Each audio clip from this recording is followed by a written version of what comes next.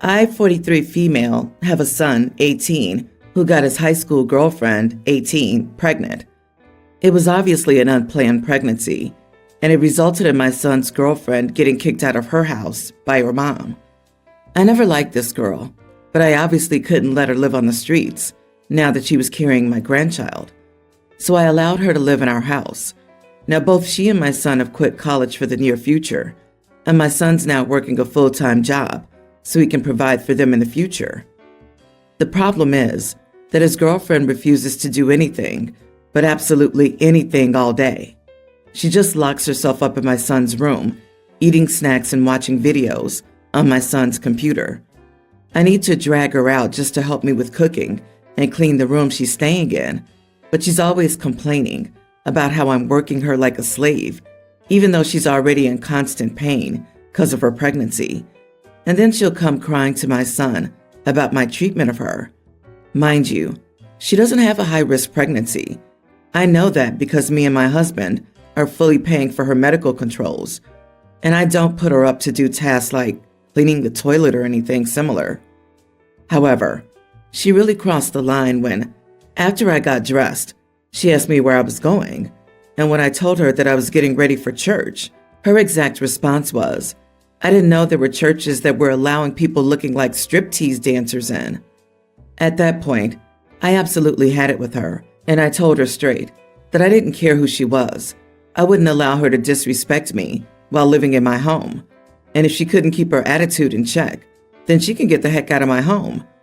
She pretty much started crying at that point and immediately called my son, who later on also gave me attitude for treating his girlfriend like garbage when I didn't know what she was going through. I roll.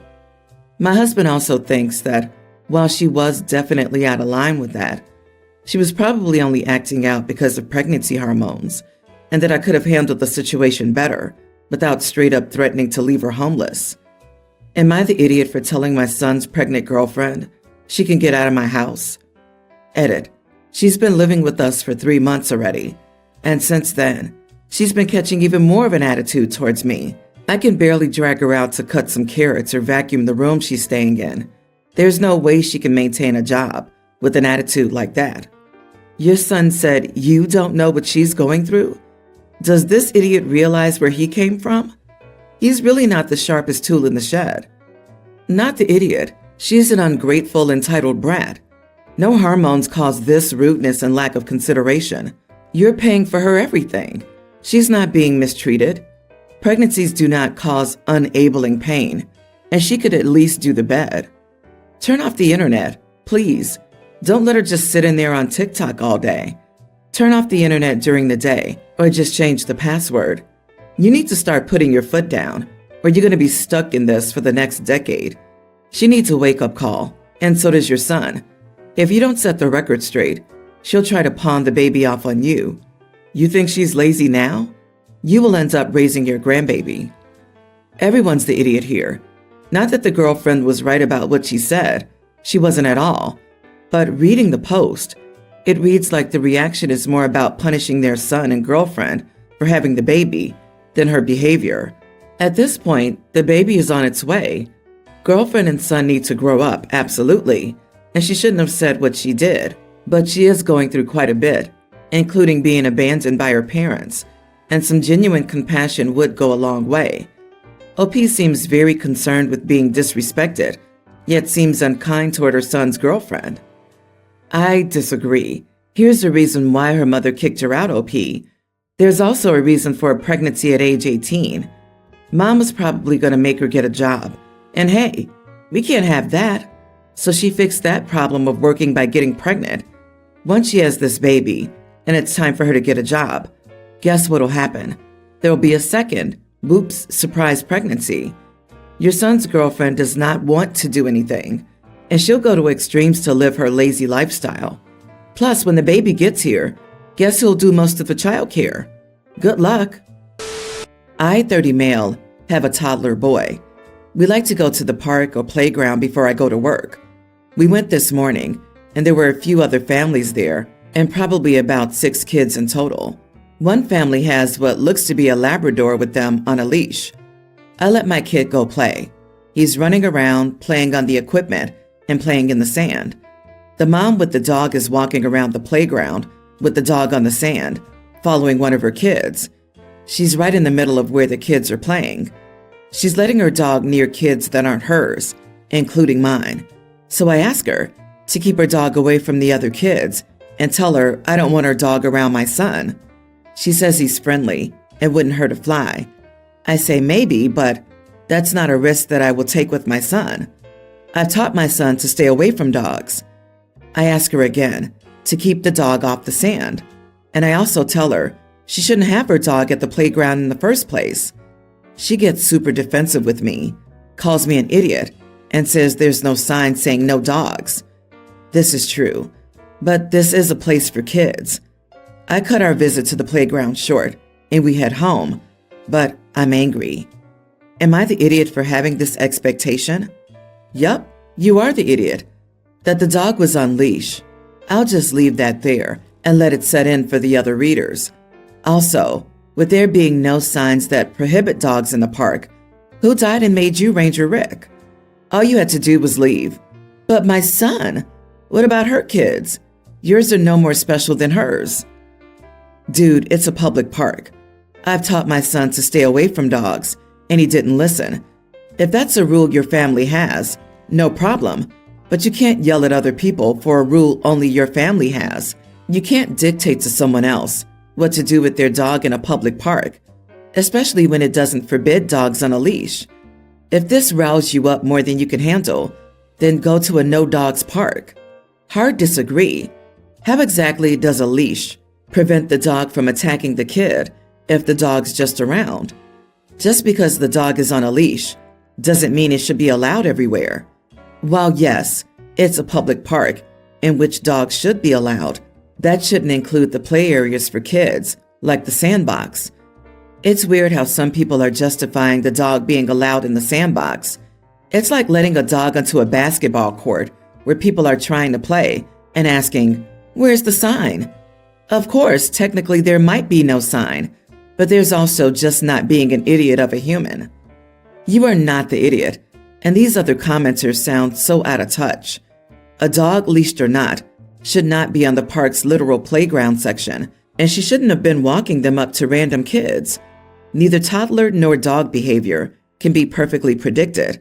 Dogs shouldn't be around children unsupervised. This was at a public playground, an area designated for children. Irrespective of city ordinances, it is common courtesy to keep dogs away from a playground to avoid accidents. I'm a 22-year-old guy, and my brother, Max, is 18. My brother got really sick as a kid, so my parents are super overprotective of him. And no, he's not mentally or physically disabled. Max still lives at home, and my parents still treat him like a kid. Midnight curfew, no having people over without a week's notice, and they even have rules against the amount of junk food he can eat, which he sneaks around anyway, even if he buys it himself. This is all under the justification of our house, our rules. The worst is that they refuse to leave him alone at the house overnight. They don't go on vacations anymore because Max won't take time off to go to work with them. They always pick the most boring places. I wouldn't want to go either. And they refuse to leave him home alone for a few days, even though he's a grown man. Anyway, recently, my parents cracked up and booked a week-long trip to Dubuque, Iowa. See what I mean about boring places? They tried to guilt Max into going with them, but he had important stuff going on at his job, so he said no. Then they asked me to stay at the house while they were gone, and after talking to Max about it, I agreed to appease them. However, Max and I secretly decided that I'd stop over once a day to check on him, but that I'd mostly leave him alone, because for goodness sake, he's an adult who can look after himself. We also planned for me to stay over the last night to make it look like I'd been there the whole time. Anyway, my parents came home a day early and threw a fit when they found Max home alone, eating ice cream, which they've banned him from having. They called me to scream at me for leaving him home alone and letting him break their rules. And I shouted back that he's an adult and they're smothering helicopter parents. Now Max is grounded. Everything they've tried to do is either theft or false imprisonment, and he's pushed back and mostly won. and he's looking for ways to move out ASAP. My parents are giving him and me so much grief, and honestly, I'm starting to regret not just staying over like I said I would. Am I the idiot? I don't really see how you could justify someone having a job and needing a babysitter. That's insane. You are not the idiot. You just sound like a good brother. Why can't he be alone? Does he have seizures or something? His huge crime was eating ice cream. Is he lactose intolerant? Do not appease them ever again. Also, your brother should GTFO if he has money saved up and a job. No, my parents just think sugar's the devil or something. My brother doesn't have any kind of medical conditions that would make it dangerous for him to be alone. He does get migraines, but he has meds for that. My parents think he'll do drugs or burn the house down or something if they're not around to supervise. It's ridiculous. They were never like that with me. He can vote, get drafted, make a baby, drive, work full time. He has no physical or medical disabilities. Boy, he's going to move out and never contact them again. Mom and Dad have to address cutting the cord. And honestly, a vacation to Iowa? Your parents need some serious help for that alone. I don't know why you'd go along with such a ridiculous crap show in the first place. It's just enabling your parents' bizarre and unhealthy behavior. It seems like it's time to either A, sit down with them and try to show them how they're infantilizing your brother and dragging you into it, and B, go little or no contact. Not your circus, not your monkeys. A friend, 27 female, and I, 27 female, went to happy hour on Thursday at a brewery for drinks. We got a table, and as we walked up, there was a baby at the next table. He was eating some mac and cheese and just yelling, "Wah, wah, wah, wah, wah," over and over during the minute we were near the baby. He seemed happy, but I don't like babies yelling and crying or really making noise. It really bothers me. I asked my friend if she wanted to move tables, and I told her I didn't want to be near a yelling baby. She says no. She thought the baby was cute and funny. She said happy babies making noise like that is the best. I told her I'd really like to move. I expressed that babies shouldn't even be here. I know if this baby kept yelling, I wasn't going to enjoy myself. She says I don't know why it bothers me so much. She told me not to be an idiot. It's just a happy baby. I started gathering my things and told her I was leaving. I thought she was inconsiderate of my feelings, so I just left. Am I the idiot? I might be one because I left my friend alone and tried controlling where we sat in the brewery. Not the idiot. You were seated near something that bothered you. You wanted to move to where the auditory environment would be more pleasing to you. You didn't try to have the kid and their designated caregiver removed or make rude comments to them. You wanted to remove yourself from the immediate vicinity. It was a small enough request to make of your friend. I don't blame you for leaving. I wouldn't want to be near a screaming baby either. You have choices, and you made one. Describing happy baby sounds as screaming is odd, though. I do feel like OP was a bit careless with the terms there to support the position. The bottom line is, it doesn't matter whether the sounds were screaming or happy gurgling about the culinary merits of that tasty cheesy mac. It doesn't make OP an idiot for moving. But the friend who likes babies isn't an idiot for liking babies, and the baby isn't an idiot for liking Kraft cheesy mac, and the parents aren't idiots for having a well-behaved tot in a place of public accommodation. I think there are no idiots here. You are the idiot, mostly for expressing that babies shouldn't be here. It's a brewery, not a bar. Where do they belong? At home? Until they're at what age exactly? Who decides that exactly? A crying baby can be just as annoying as an excited kid, or someone who's loud as heck, telling their stories for everyone to hear over their beer, or a belligerent drinker. So what's stemming the argument? This isn't a place for kids or babies? Because there's alcohol involved? Crap. Tell every restaurant ever to stop allowing kids and babies then, I guess. It's beyond me how people are so entitled, sensitive, and fragile. that they can't survive and drink a beer if a baby's in the room. They sound like, well, big babies. OP, I think getting up and leaving was a little childish, especially since you were probably just butthurt that she doesn't share the same dislike for children that you do. My friend Anna and I were talking about her dating life. Anna is a gorgeous woman, and she could have her pick of men. She broke up with her boyfriend because she was out of his league, and he knew it. He would act in insecure ways. Anna said she didn't want to settle for someone less than the best. She asked me why would anyone settle, and brought up my marriage as a positive example of love. I told her that my husband had settled for me, and he wasn't attracted to me, and we still had a happy marriage. Being settled isn't the worst thing in the world. My husband Alan and I are happily married high school sweethearts. He was heavily bullied in middle and high school. When I moved into his hometown in sophomore year, I stood up for him. We were friends by the end of senior year, and he asked me to prom. 10 years later, we're happily married. However, I know that my husband doesn't find me attractive. I'm naturally taller and more muscular than the average woman. It's a huge insecurity of mine. A year after we married, my husband confessed while intoxicated that he didn't find me attractive. He prefers petite women with delicate facial features, but he was grateful for what I did and felt obliged to thank me, which is why he asked me out to prom, why we dated throughout college, why he proposed. He still loved me very much, but wasn't attracted to me. The next morning, he was hungover and had forgotten his confession. He doesn't drink much because he doesn't have a filter and tells the unvarnished truth. I felt crushed, but our marriage was very good otherwise. I never told him what he said that night. He was a great husband. I don't think most men are attracted to the way I look anyway. I explained this all to Anna, and she was grateful for the advice. That night, Alan started crying. He was crying silently, but I woke up. I hugged him and asked what was wrong, and he admitted he overheard our conversation. I didn't expect him to overhear, since I was in the basement, but he heard his name and decided to listen in. I apologized for hurting his feelings, but it just made him sob harder. I don't know what I did wrong, if I did anything wrong. Am I the idiot?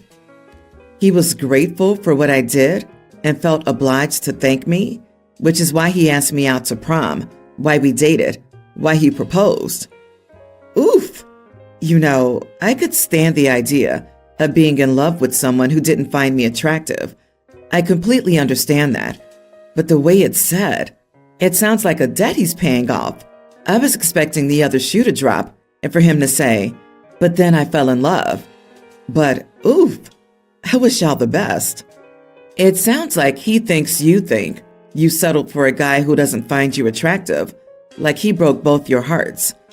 Not the idiot, but you need to talk to your husband about this. Either he's really struggling with guilt about his confession, or he's really triggered by unhappiness in the relationship. And either way, you two need to talk about it. Also, phew, you're a saint for dealing with that confession so gracefully. OP, you didn't do anything wrong. You've handled this much more kindly and gracefully than is reasonable to expect from anyone. What he's going through right now is 100% about his feelings and nothing to do with anything you've done wrong. But honestly, you deserve better than this. It's your call if you accept it, which you clearly have until now, but you're a beautiful soul, and someone out there would find you incredibly attractive. There are 8 billion of us. You're someone's cup of tea. Maybe it doesn't matter that much to you, but it isn't impossible, and you do deserve to feel desired and attractive.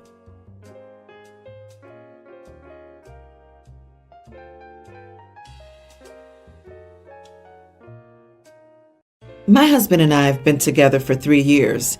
He has 3 kids from his previous relationship, and I have 1. She's the oldest, nearly adult. He's a dedicated man, puts God first, and loves everyone.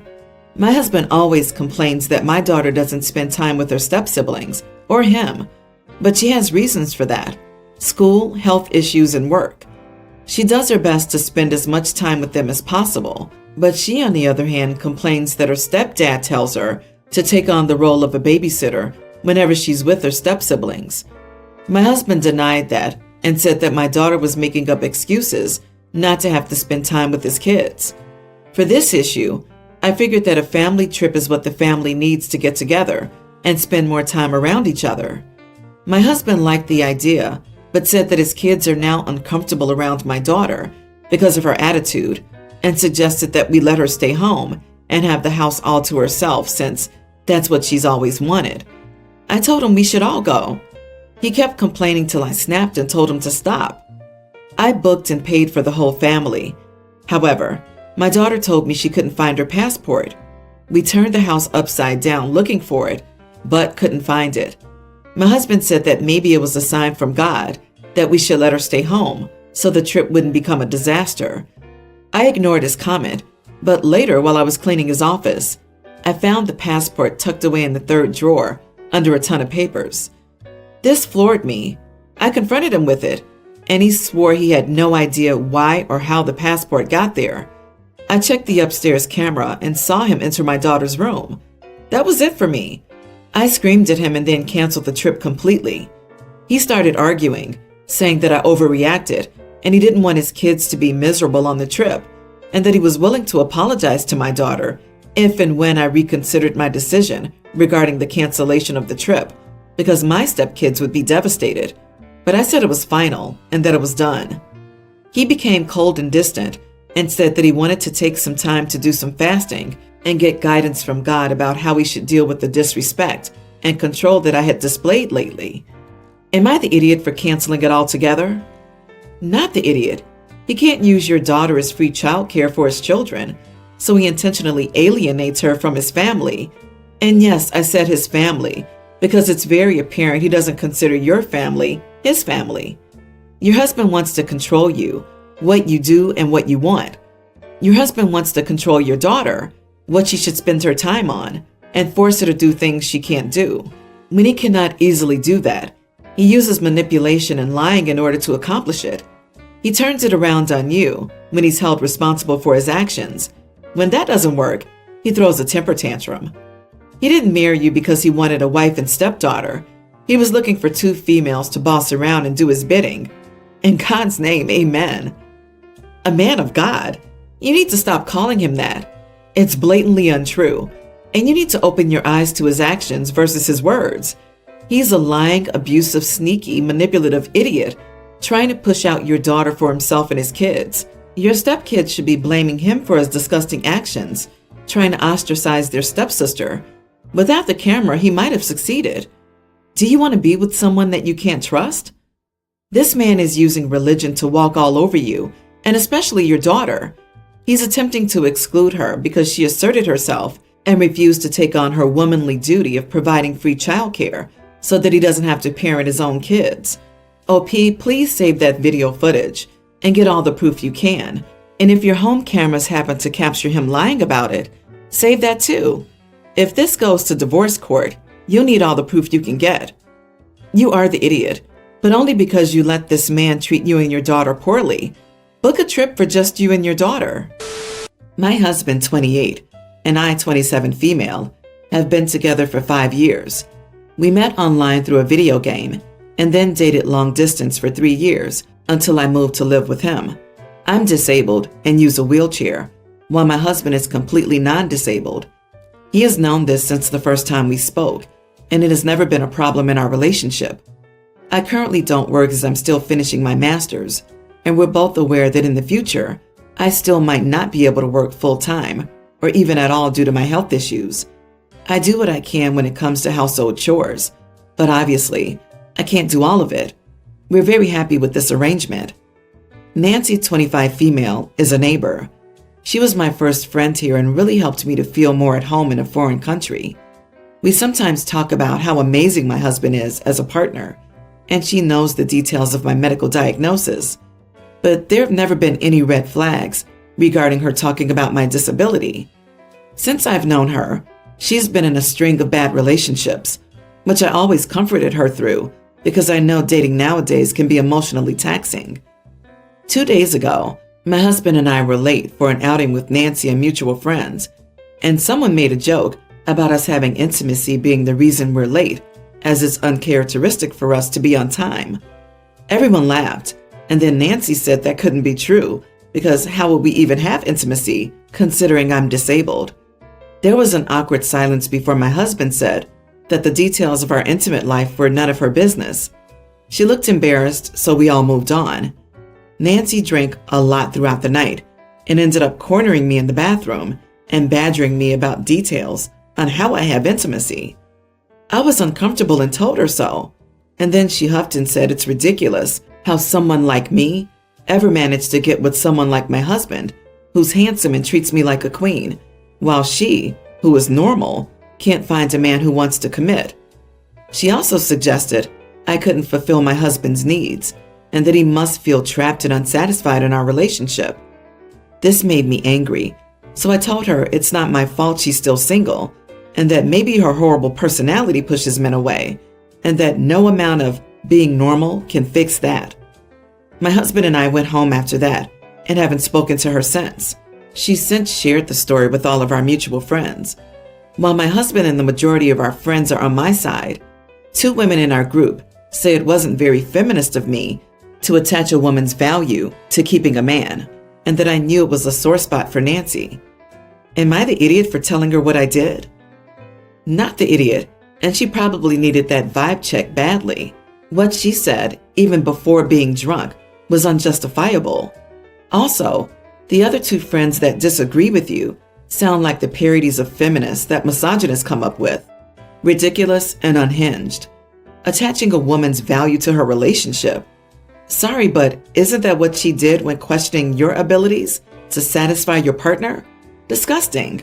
Sounds like the neighbor has the hots for OP's husband, and she needed more than a vibe check. The neighbor needed a kick in the butt. We have no idea what OP's relationship with their husband is, and neither does their neighbor, and we have no business knowing. Whatever their relationship, it is clearly satisfying since they seem very happy and secure. There's ableism, anti-feminism, so much happening here, my head is spinning. What does being a feminist have to do with the fact that she cornered you over some BS? The 2 disagreeing with how you handled it are idiots, as well as Nancy. She's a jealous and miserable idiot.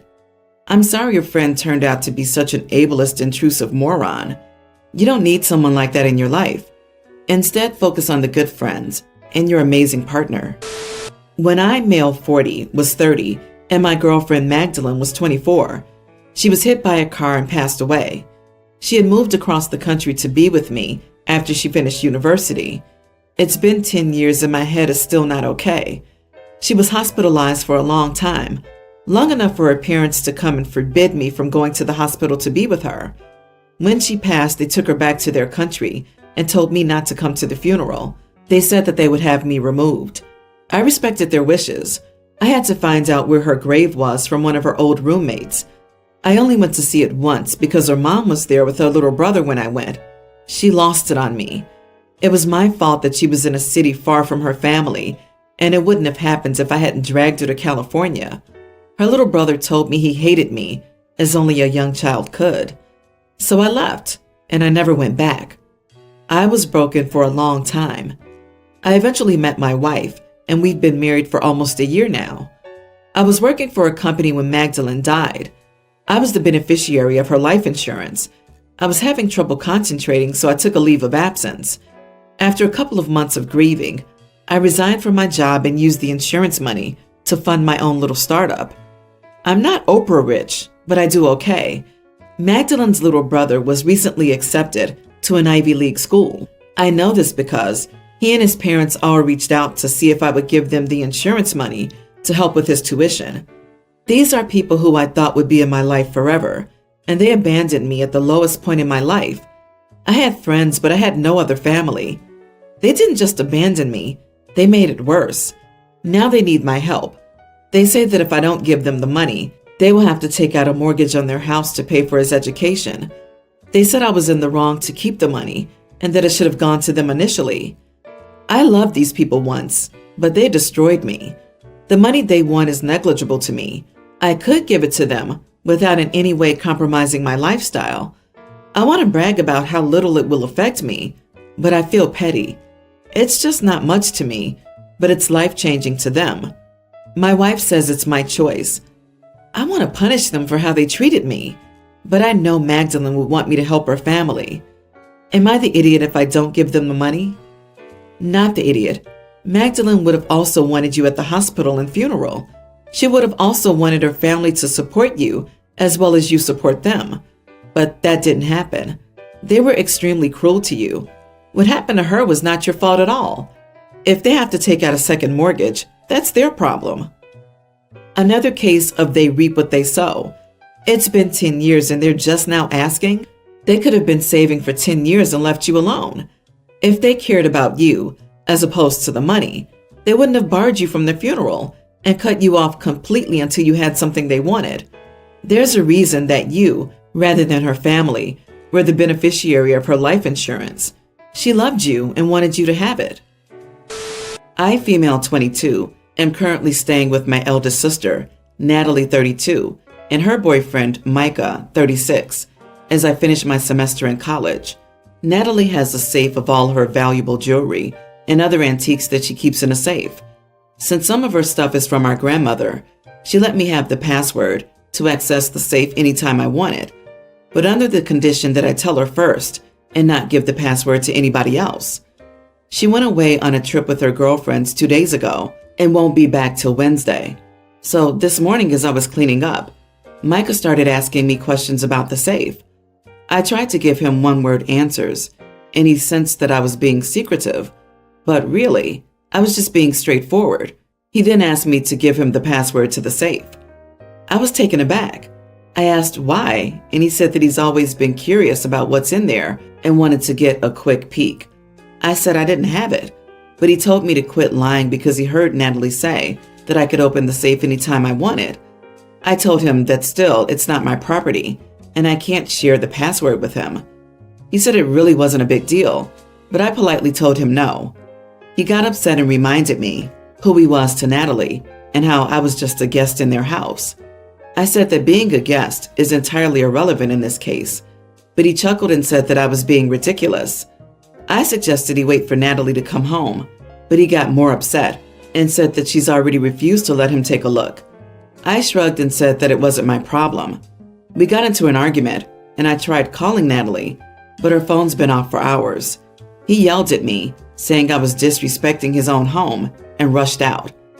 I'm home alone now and feel shaken because of how he yelled at me. I'm an awkward person with little to no confrontational abilities, and now I think I might have escalated the situation and made him feel upset, and as if I didn't trust his word when he said it'd just be a minute. Am I the idiot for standing my ground on this?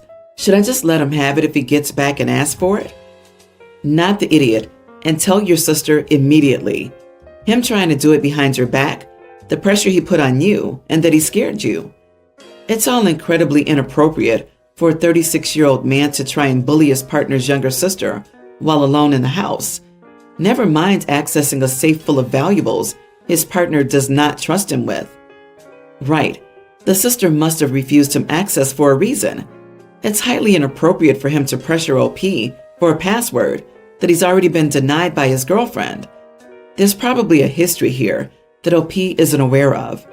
OP, do you have a friend you could stay with until your sister gets back? No one wants a peek inside a safe. Report this to your sister, as he may try social engineering to get access. I would just add that if this guy comes back and tries something similar, especially with the pressure, the yelling, etc., see if you can record him doing that. A recording might be helpful, just in case your sister doesn't believe you or thinks you exaggerated, etc. Yes, this. Call her now, immediately. Let her know exactly what has happened, including how threatening he was.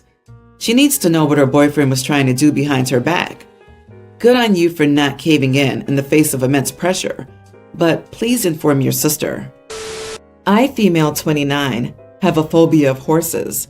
I put phobia in quotation marks because phobias are irrational fears, and I don't think my fear is irrational, but everyone else in my life keeps calling it a phobia. I do like animals, but horses are just not it for me. I don't like being around them and have no interest in petting them or riding them. When I was a little kid, A horse attacked me unprovoked and nearly killed me, and I was hospitalized. My best friend Eliza, female 29, is the opposite of me. When we were in high school, she was your stereotypical horse girl. She owns some horses of her own now and is still obsessed with horses. I don't interact with Eliza's horses and never have. However, I respect that we can have our interest, and Eliza and I have different things to talk about. I have a daughter, Tanya, and Eliza occasionally kindly volunteers to babysit for me. Eliza has a daughter of a similar age, and they play together nicely. Last week, I asked Eliza to babysit for me so my partner and I could go to my cousin's child-free wedding, and she agreed. So I paid Eliza to babysit and gave her some extra money to get herself and the girls some takeout. Well, after I picked Tanya up and was driving home, Tanya told me about how she sat on a horsey. At first I thought Tanya was talking about a toy rocking horse, but then she told me how she fed the horsey some apples. When I got home, I called Eliza and asked if she had my daughter interact with her horses. At first, Eliza denied everything and said she didn't know what I was talking about. Still, when I said Tanya told me about it, Eliza admitted that she held Tanya while she was sitting on one of her horses and let Tanya help feed one of her horses. Eliza went on and on about how safe it was and that she was in complete control of the situation. The horse stood completely still when she had Tanya on the horse's back. I told Eliza that what she did was irresponsible and that doing it behind my back was unacceptable. I was so angry and uncomfortable. She said that I was overreacting because of my phobia and that Tanya was completely safe, and went on about how well trained the horses were and how she knows so much about her horses. I said I didn't care and she should think about what she did.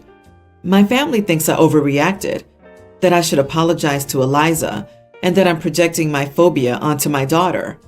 Am I the idiot? You are the idiot. Projecting your phobia onto your child is one of the worst things you can do for your child.